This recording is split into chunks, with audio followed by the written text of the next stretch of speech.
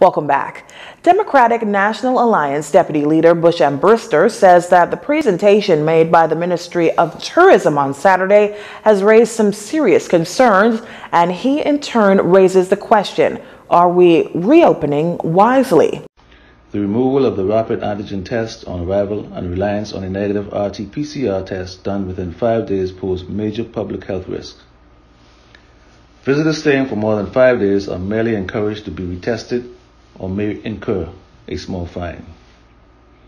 It is common knowledge that most of our visitors, typically from the US, stay for a few days and so will never be retested under the revised protocols.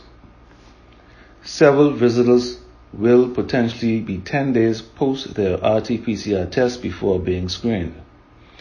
In the interim, they are free to roam the country. When considered with the inconclusive verdict on the effectiveness of rapid antigen tests in asymptomatic persons when visitors are retested, the risk of further spread of this virus is real.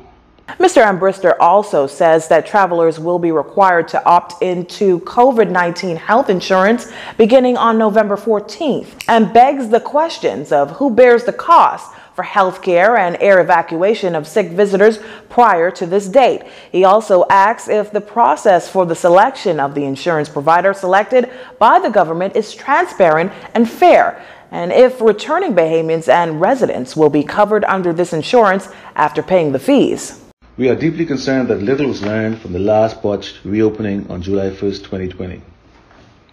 The removal of the testing on arrival requirement is unwise despite the challenges associated with the rapid antigen test.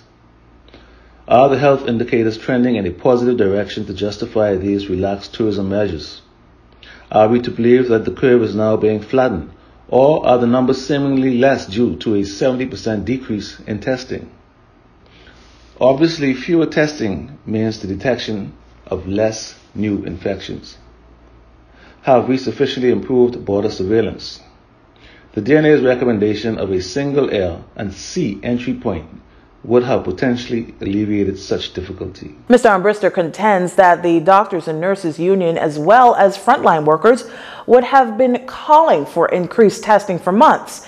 They should also be incorporated, he says, into a routine screen program as the borders open. He says that there are so many questions but so few answers, and encourage the government to make its decisions make sense. You're watching JCN News. Stay with us.